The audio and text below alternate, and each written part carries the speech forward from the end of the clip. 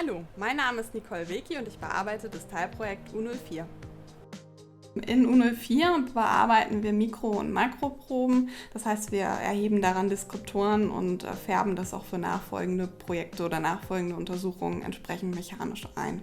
Dazu verwenden wir einerseits das Festweizen und andererseits das Kugelstrahlen.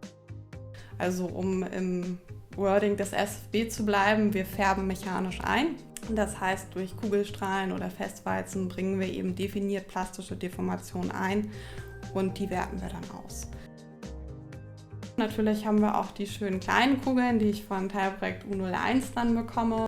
Fürs Festweizen betten wir die ein in Kavitäten. Wir kleben die mit Klebstoff, 2 Komponenten Klebstoff dort ein und weißen dann über die Kugel und die Trägerplatte, sodass wir schöne Abplattungen der Kugeln kriegen. Im Idealfall sind die wirklich symmetrisch und rund und wir können dann gucken, wie ist der Durchmesser dieser Abplattung, wie ist der im Verhältnis zur Partikelgröße und das Ganze korreliert natürlich oder hängt mit den Prozessparametern zusammen, genauso mit den Werkstoffeigenschaften.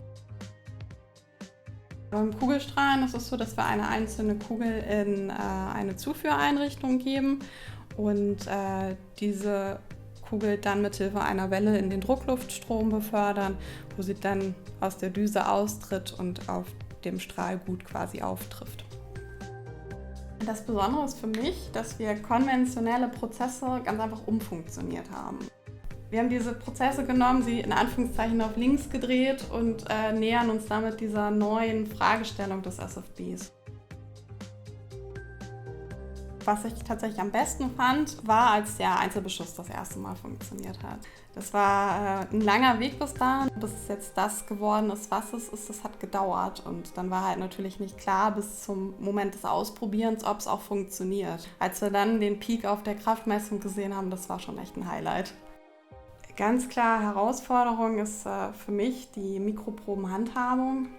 Es ist alles andere als trivial tatsächlich, diese kleinen Partikel von A nach B zu bekommen, sie der Kugelstrahlanlage zuzuführen oder sie in die Kavitätenplatten einzukleben. Auch die Auswertung unter dem Mikroskop ist bisher alles andere als automatisiert. Natürlich, daran arbeiten wir, aber jetzt gerade wird das alles von Hand gemacht. Jedes Partikel wird einzeln darunter gelegt, wird einzeln mit der Pinzette umgedreht, bis man entsprechend die Abplattung in Position hat und das dauert einfach und man braucht entsprechend Geduld.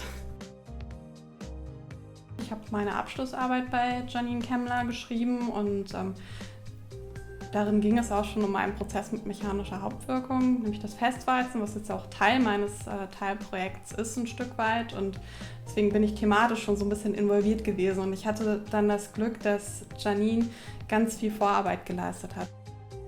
Ich habe nicht von vornherein gewusst, was ich studieren möchte. Ich habe im Abi schon einen naturwissenschaftlichen Schwerpunkt gewählt und wusste, es soll in Richtung Naturwissenschaften gehen, aber was jetzt genau, ob Mathe oder Physik auf Lehramt oder doch was ganz anderes. Und ich hatte Glück, dass ich dann auf das Produktionstechnikstudium gestoßen bin, weil das neben theoretischen Inhalten noch ganz viel Praktisches beinhaltet. Und das finde ich daran gut und faszinierend und deswegen kann ich nur raten, sich daran zu probieren.